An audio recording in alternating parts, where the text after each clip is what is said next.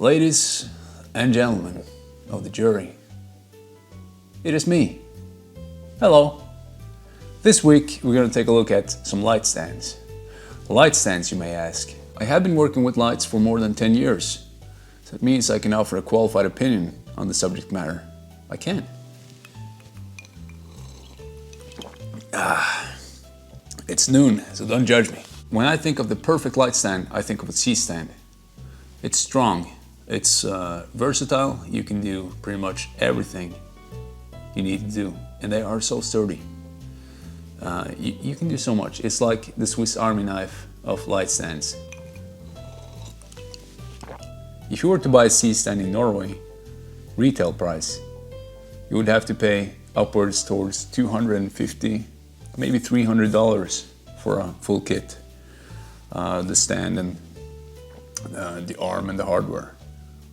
You can do a lot with one C-stand, but when it comes to production, it really helps having more than just one.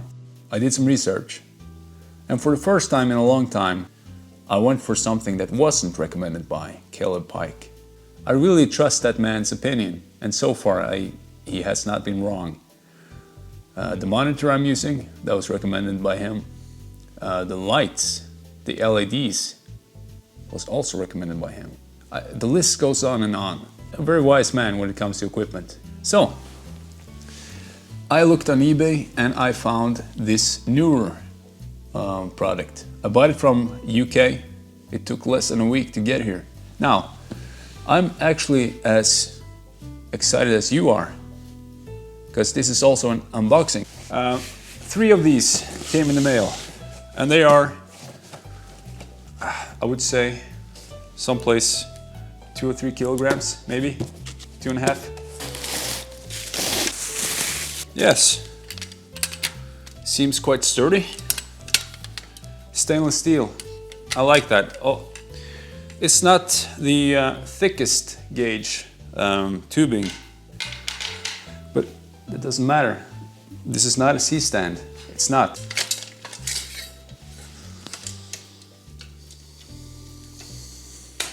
It has a wide footprint, that means it's sturdy.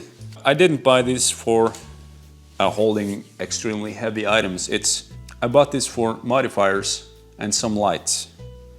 And I think these will be more than sufficient enough. I would say medium duty, nothing more. Yeah, they are spring loaded. That's very nice. If you were to unlock this by accident, you wouldn't crash your light down. Yep, that's plenty for me. My first impression is pretty positive, I would say. Like I said before, this is not a C-stand in any way. So I would not be too confident with hanging something outside like this. I don't think so. But I could just use 2 of these, and I can suspend my modifier between, for instance. That's something I would be quite comfortable with. It came in a pack of 3, and so far 2 out of 3 has been great.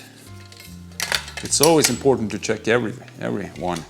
I think this weight is actually perfect for carrying around. It's not too heavy at all. It's quite nice. But it locks in place good, and it's robust. Yeah. A lot more sturdy than the $30 one. For sure, that's no doubt. Just to compare. It's not exactly an apples to apples comparison, you might say. Rubbish. This is one of those $30 light stands. And what can I say? If you threw this out of a boat, it would probably float or something stupid. And a light stand certainly is not supposed to float. Flimsy, very flimsy. I put it right here. All right, so let's say you put a red head on this. Would you trust that? I don't think so. The only possible application I can think of is if you want to impersonate Aerosmith.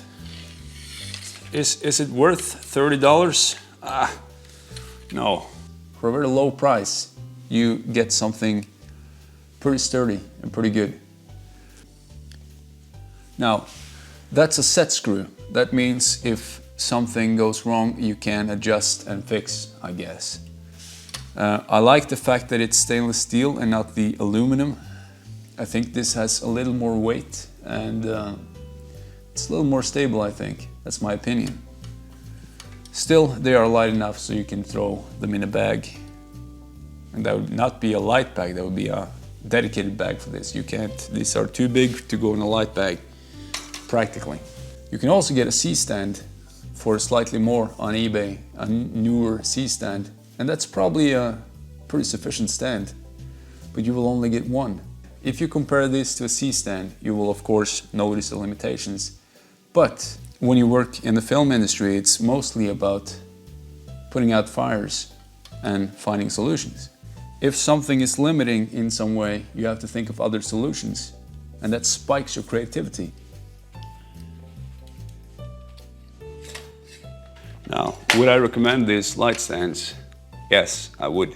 That's actually almost a silly question. The price point is very nice and the quality is also good. It's not the world's greatest quality. Remember that, but it's good quality and that's good enough for me. So, yes. Now it's time for a little bonus. We're going to talk a little bit about this light. That's the Yongnuo YN600, the daylight one.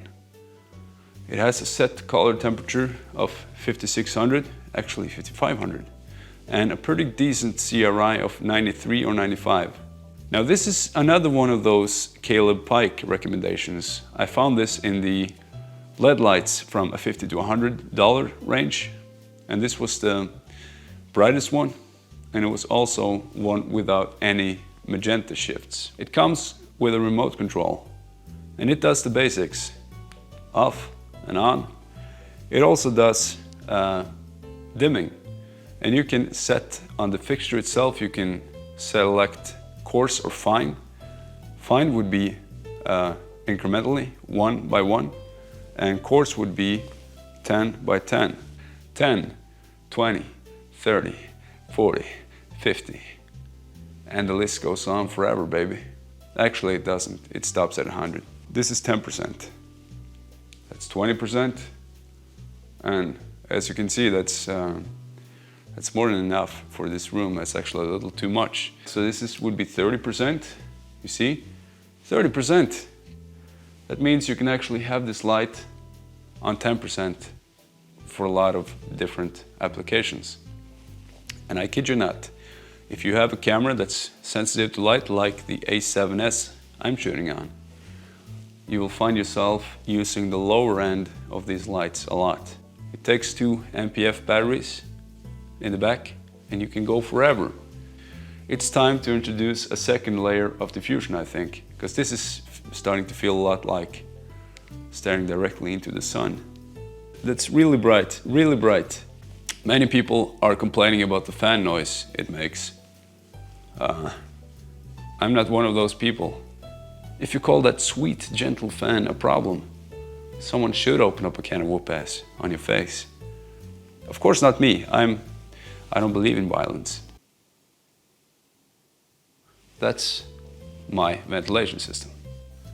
If I really sharpen my ear, I can barely hear a small fan on my right side. It's very barely. So don't let that stop you from buying this light.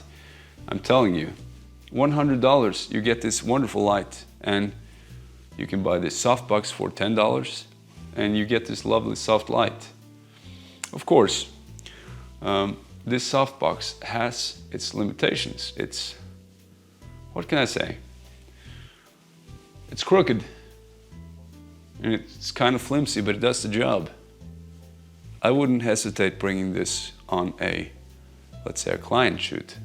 I wouldn't hesitate at all. It looks the part, and most importantly, it does the job. That's something people tend to overlook from time to time. I think it pairs perfectly with my light stands. You can buy a bicolor version of this, but that means you're going to lose half the output. Just before I shot this today, I did a short test shoot of some lighting stuff for a short film we're going to do in Italy next month. And I kid you not, in that room I could have this wonderful light fixture on 2%. 2%, and that made more than enough lights. And I even had the softbox on and the diffusion glass inside. Closing up, I would say for a complete light kit for me, and this is coming from a professional who is used to lighting scenes with flashlights and a lot of DIY. Of course I know the professional equipment, of course I'm proficient in using it, but what can I say? 2 of these and 2 of the younger brothers, the YN600Ls, also daylight balanced. That's 4 lights. And finally a Godox SL60W. That's the Aperture 120D equivalent. Not equivalent, but look-alike. I don't know, something. You know, you get the picture. Good night. I hope you found this review useful and that you would consider to subscribe. Should you subscribe? For the love of everything, and I really do mean everything, that is good and decent.